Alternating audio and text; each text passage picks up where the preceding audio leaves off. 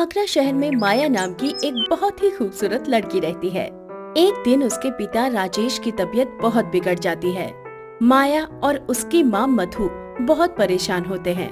मधु जल्दी से पास में रखी दवा उठाती है और अपने पति राजेश को बुलाती है। बेटा, जल्दी से एम्बुलेंस को फोन लगा। हाँ हाँ, लगाती हूँ।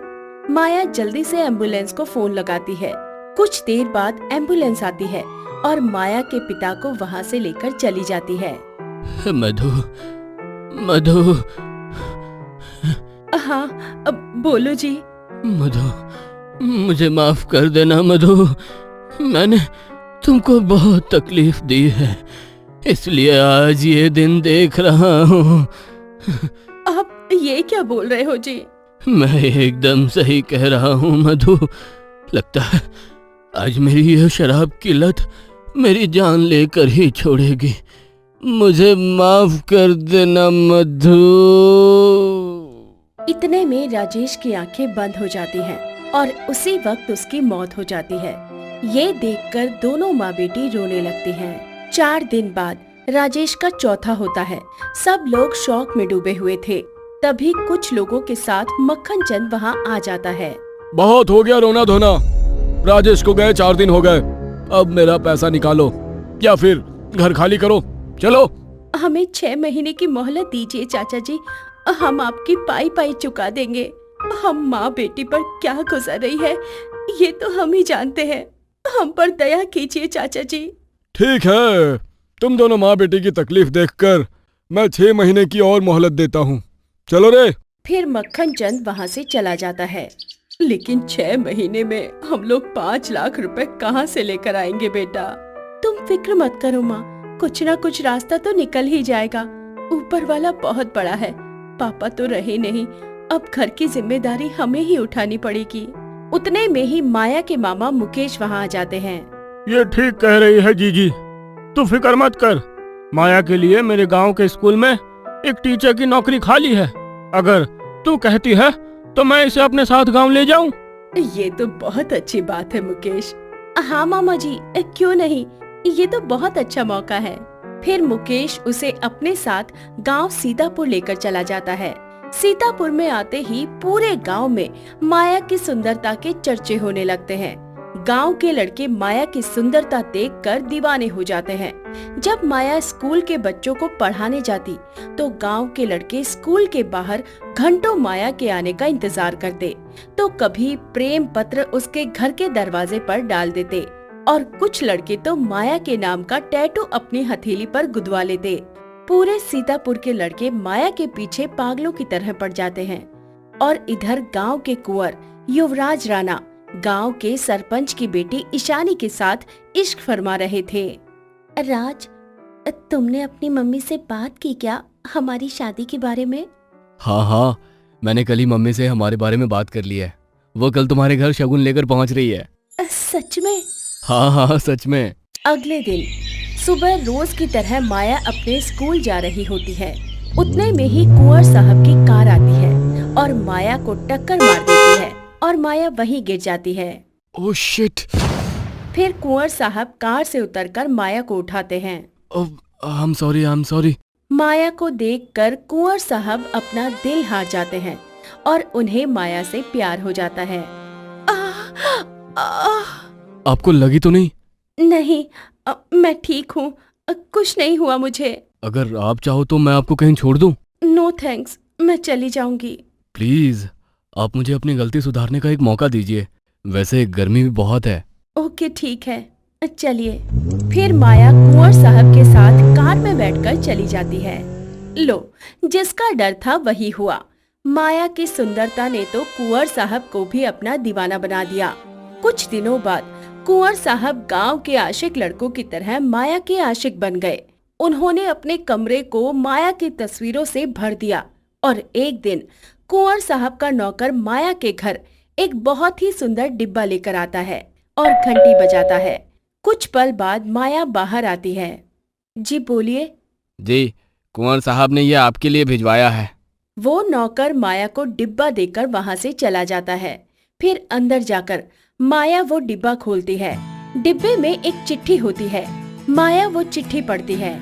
डियर माया, मैं ईशानी नाम की एक लड़की से बहुत प्यार करता था और उससे शादी करना चाहता था, लेकिन जब से मैंने तुम्हें देखा है तब से मैं तुम्हें बेइंतहा चाहने लगा हूँ। मैं तुम्हें कितना चाहता हूँ इसका अंदाज़ा तुम इस बात से लगा सकती हो कि ये कोई लाल रंग नहीं है, ये मेरी खून की लिखाई है जिसे मैंने ये खत लिखा है। इसका जवाब तुम मुझे संडे शाम 5 बजे सावित्री देवी गार्डन में आकर देना। कुंवर युवराज राणा। कुंवर साहब की दीवानगी के चर्चे पूरे सीतापुर गांव में होने लगते हैं और जब ये बात ईशानी को पता चलती है तो वो सीधा कुंवर साहब के घर पहुंचती है। ये सब क्या पागलपन है राज? पूरा गांव तुम्हारे इस पागलपन पर हंस रहा है। हो क्या गया है तुम्हें? इश्क हो गया है मुझे माया से, और हाँ, आज मैं उससे शादी की बात करने जा रहा हूँ, इसलिए हम दोनों के बीच का रिश्ता मैं खत्म करता हूँ। अब मुझे तुम्हारी कोई जरूरत नहीं है, तुम जा सकती हो। ईशानी रोते हुए वहां से चली जाती है। देखिए कुंवर जी, मैं आपकी बहुत इज्जत करती हूँ, आप एक अच्छे इंसान हैं, बट ये सब आपको शोभा नहीं देता। Please don't do this. मैं आपसे प्यार नहीं कर सकती। I am sorry. पेड़ के पीछे छिपकर ईशानी ये सब कुछ सुन रही होती है। कोई बात नहीं, लेकिन मैं इतनी जल्दी हार नहीं मानने वाला हूँ। एक ना एक दिन तुम भी मुझसे प्यार करने लगोगी और आखिर में मेरी दुल्हन तो तुम ही बनोगी।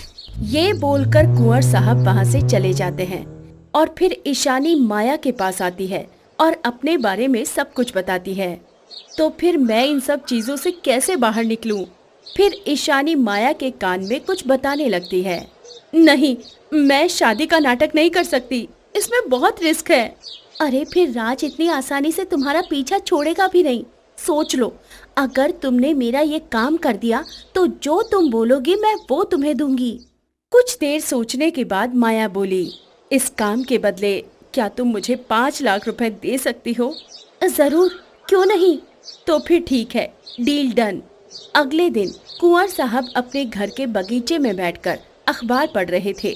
उतने में ही माया वहां आती है। कुंवर साहब, मैंने बहुत सोचा कि आपसे अच्छा लड़का मुझे नहीं मिलेगा। फिर मैंने तय किया कि शादी तो मैं आपसे ही करूंगी। कहा था ना मैंने कि मेरी दुल्हन तुम ही बनोगी। हाँ, फिर बहुत ही धूमधाम से माया और कुंवर साहब की सगाई हो जाती है। कुछ दिन बाद कुंवर साहब और माया अपनी कार से पहाड़ी के ऊपर घूमने जाते हैं। कैसा लग रहा है माया? अच्छा लग रहा है, बट तुम गाड़ी थोड़ी धीरे चलाओ ना। डोंट वरी यार, कुछ नहीं होगा। मुझे डर लग रहा है। कुंवर साहब बहुत तेज कार चलाते हैं, जिसकी वजह से कार आउट ऑफ कंट्रोल हो जाती है और कुंवर साहब ब्रेक मारते हैं और ब्रेक भी फेल हो जाती है और कार एक बड़े से पत्थर पर जाकर लग जाती है, जिसकी वजह से माया एक गहरी खाई में गिर जाती है और वो मर जाती है और कुंवर साहब वहीं जख्मी हो जाते हैं। माया के मरने की खबर सुनकर पूरा गांव शौक में डूब जाता है और माया के मामा का रो रो कर बुरा हाल हो जाता है। कुछ दिन बाद ईशानी माया के घर आगरा आती है।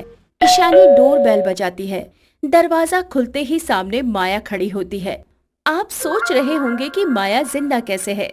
यही तो इन दोनों की प्लानिंग थी। क्या ब्रेक फेल किया था यार तुमने? वाह, थैंक्स। ये लो तुम्हारे 5 लाख रुपए। थैंक्स। फिर अगले दिन माया 5 लाख ले जाकर मक्खन चंद को दे देती है। बिहार के गांव सोनपुर में 2 बहनें सीता और गीता दोनों ही बड़े प्यार से रहा करती थी। बचपन से ही वो पढ़ाई लिखाई में काफी तेज और सुशील थी। उन दोनों की माँ दोनों को काफी प्यार से रखती और लाड प्यार देती, लेकिन पड़ोसी के लोग कभी उन्हें प्यार की नजर से नहीं देखते और न ही प्यार से उनसे बात करते, क्योंकि लोग उन्हें गुस्से की नजर से देखते, बस उनके रंग की वजह से। वो दोनों बहनें काली होती हैं। एक दिन की बात है, दोनों बहनें बाजार जाती हैं सब्जी लेने। तब सीता कहती है, अच्छा माँ, चलती हूँ सब्जी लेने, आप जब तक आराम करिए, मैं और गीता जा रही है, आएंगे थोड़ी देर में। हाँ बेटा, जा जल्दी, अच्छे से जाना और कुछ खा लेना। हाँ माँ, आप आराम करिए। दोनों बहन चले जाते हैं साथ मार्केट और एक सब्जी की दुकान पर रुक जाते हैं। तब गीता कहती है, भैया भैया, हमें सब्जी चाहिए, सब्जी दे दो ना। तब सब्जी वाला कहता है, तुझे कोई और दुकान नहीं मिली क्या? मेरा टाइम खराब करने आई है तुझे देखकर ही लोगों का दिन खराब हो जाता है। चल जा यहाँ से। ये कैसे बात कर रहे हैं भैया? हम तो बस सब्जी लेने आए हैं। क्या आप मुझे सब्जी देंगे? और बात खत्म करिए। नहीं, मुझे तुझे सब्जी बेचना नहीं है। चल जा यहाँ से, मुझे कोई मतलब नहीं है। तू जा यहाँ से। चल छोड़ दे सीता, इसके जैसे बहुत देखे हैं। मुझे नहीं लेना सब्जी, अब यहाँ से चल। दोनों उदास होकर वहाँ से चल देती हैं और घर पहुँचते ही सीता रोने लगती है। तब उसकी माँ कहती है, क्या हुआ बेटा, तू क्यों रो रही है? अरे मुझे बता, तुझे क्या हुआ है? कुछ नहीं माँ, आप जाओ, मुझे कुछ नहीं हुआ है। अरे देख बेटा, रो मत। अरे मुझे बता तो, हुआ क्या है? तू इतनी उदास क्यों है? क्यों रो रही है? गीता, तो कुछ बताना। क्या बताऊं माँ? जब हम लोग बाहर जाते हैं हमें कोई देखना ही नहीं चाहता। जैसे देखते हैं जैसे हमने कुछ कर दिया हो।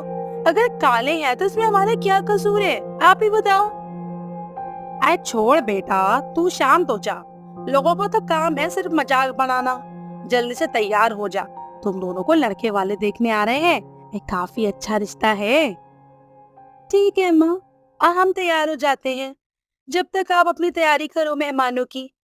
दोनों बहनें अच्छे से तैयार होकर बाहर चली जाती हैं। तभी लड़के की माँ और लड़का दोनों मुंह बनाने लग जाते हैं। तब लड़के की माँ कहती है, अरे क्या बहन, मुझे लगता था तुम्हारी बेटी सुंदर होगी। तुमने भी यही बताया कि तुम्हारी बेटियां सुंदर है काफी। फिर ये सब क्या है? मेरे दोनों बेटों के लिए मुझे हीरे जैसी बहू चाहिए, न कि कोयले की खान। माफ करना बहन, मुझे ये रिश्ता नहीं हो पाएगा। इतना कहकर सारे मेहमान चले जाते हैं और दोनों सीता की तरह रोने लग जाती हैं। तभी उसकी माँ उन दोनों को समझाती है और कहती है, देख बेटा, ये रिश्ता तेरे लिए था ही नहीं। इन्हें तो सिर्फ तेरी सूरत से मतलब था। ऐसे रिश्ते नहीं चलते बेटा। कोई और बहुत अच्छा राजकुमार जैसा लड़का मिलेगा तुम दोनों को। देखना, मैं शादी जरूर कराऊंगी तेरी। वो तो ठीक है सब, लेकिन हमारी तो कोई गलती ही नहीं है ना। फिर ऐसा क्यों होता है हमारे साथ? कि लोग क्या समझते हैं? चुप हो जा बेटा, चुप हो जा, सब ठीक हो जाएगा। ऐसे ही समय बीतता गया। एक दिन की बात है, पास के ही गांव में लता नाम की एक औरत रहती है। उसके 2 बेटे थे और वो दोनों के लिए लड़की ढूंढ रही थी। तभी उसे पता चलता है सीता और गीता के बारे में। लता काफी लालची थी। उसने सोचा लड़की इतनी अमीर है तो दहेज तो भर भर कर देंगे, इसलिए लालच में वो जाने का फैसला करती है सीता के घर। उधर सीता की माँ फिर से उन्हें तैयार होने को बोलती है। तब सीता कहती है, नहीं माँ, अब नहीं होगा मुझसे। हमें भी ये रिजेक्ट करके चले जाएंगे और फिर एक बार हमें जलीलियत का सामना फिर करना पड़ेगा। नहीं नहीं बेटा, इस बार ऐसा नहीं होगा। तू रेडी हो जा। ठीक है माँ, पर इस बार लास्ट ही होगा जो होगा। इतना कहकर सीता और गीता रेडी होकर सामने जाती हैं और लता को दोनों पसंद आ जाती हैं। सभी काफी खुश थे। सीता की माँ जैसे खुशी से फूले नहीं समा रही हो। तब लता कहती है, तो अब देरी नहीं करते हैं, जल्दी से हम आपकी बेटी को बहू बनाना चाहते हैं। हाँ हाँ, क्यों नहीं, अब तो आपकी ही बेटी है दोनों। सीता और गीता दोनों की शादी लता की दोनों बेटों से हो जाती है। सुनील और अनिल से हो जाती है और वो दोनों अपने ससुराल को जाने लगती हैं। तभी सीता अपनी माँ को पकड़कर रोने लगती है, जैसे वो जाना ही नहीं चाहती हो। फिर भी जैसे तैसे दोनों अपने ससुराल पहुँच जाती है। उधर लता थाली के लिए वेट कर रही होती है। लता मन ही मन कहती है, अरे कब आएगी मेरी सोने की चिड़िया, कब मेरे घर को सामान से भर देगी। अब मुझसे ना वेट नहीं हो रहा। इतने में दोनों ही आ जाती हैं और लता का तो मुंह फटा का फटा ही रह जाता है, क्योंकि वो दोनों अपने साथ कुछ नहीं लाती। तब लता कहती है, अरे अरे ये क्या? अरे सिर्फ तुम दोनों ही हो क्या, और कुछ नहीं? अच्छा अच्छा, सामान पीछे होगा ना बहू। अरे तुम सब आगे आ रहे हो। नहीं नहीं माँ जी, कोई सामान नहीं आ रहा, सिर्फ हम लोग ही आए हैं। लता मुंह बनाते हुए कहती है, अच्छा अच्छा, क्या हुआ बेटा? अरे माँ, गीता को क्यों परेशान कर रही हो सवाल जवाब करके? पहले हमें अंदर तो लो, भैया भाभी भी थक कर आए हैं और आप हो कि सवाल जवाब ही कर रही हो। लता अपने बेटे की आरती उतार कर अंदर ले आती है और सभी वो सोचने लगती है, वह कैसे भिखारी है। दोनों मुझे लगा सोने से लाग के आएंगी, लेकिन ये दोनों तो बिल्कुल खाली ही आ गईं। सुबह होते ही लता अपने रंग दिखाने लगती है, गीता को परेशान करती है और दहेज के लिए ताने मारती है। तब गीता कहती है, सीता बहन देखो ना, माँ जी कितना भला बुरा सुना रही है, चलो ना माँ को बताते हैं सब। नहीं नहीं गीता, हम ऐसा नहीं कर सकते, नहीं तो माँ बहुत परेशान हो जाएंगी। पहले ही वो हमें लेकर काफी परेशान रहती थी, अब अगर उन्हें पता चलेगा ना तो परेशानी और बढ़ सकती है, इसलिए छोड़ दो। अरे पता नहीं ये बदसूरत को कौन से जन्म का पाप लेकर आई है। मुझे तो लगा था मुझे मेरा मोटा पैसा मिलेगा, लेकिन यहाँ तो एक फूटी कौड़ी भी नहीं मिली। ऊपर से इतनी बदसूरत है, दोनों काली गाय लगती हैं बिल्कुल। अरे माँ, पैसा ही सब कुछ नहीं होता है। मैंने देखा है माँ, वो दोनों नीचे से बहुत अच्छी हैं, आपका हमेशा ख्याल रखेंगी। अभी 4 दिन हुए नहीं आए उसे, तू माँ से जुबान लड़ाने लगा। शर्म नहीं आती तुझे बेशरम कहीं के। चला जा अपने काम पे। सुनील अनिल अपने काम पर चला जाता है। इधर सीता गीता दिन भर सास की सेवा करने में लगी रहती। कभी खाना लाती, कभी पानी लाती, कभी पैर दबाती, फिर भी नाता का मुंह बना ही रहता। तो फिर वो कभी भी खुश नहीं होती दोनों से।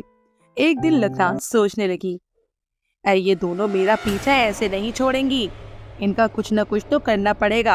अरे चाहे जो हो, फिर मैं अपने दोनों बेटे की शादी दूसरी जगह कर दूंगी जहाँ दहेज मिलेगा। इतना कहकर लता रसोई में जाकर तेल निकाल लेती है और सारी बोतलों सीढ़ियों पर गिरा देती है ताकि सीता और गीता गिर जाएं और चली जाएं। पर कुछ समय बाद लता सोने चली जाती है और खुद आकर गिर जाती है। लता जोर जोर से चिल्लाती है। उसकी आवाज सुनकर सभी लोग भागे लता के पास जाते हैं और देखते हैं कि लता का सर फट गया। तब सीता और गीता कहती हैं, चलो माँ जी को जल्दी हॉस्पिटल ले चलते हैं। सारे लता को हॉस्पिटल ले जाते हैं।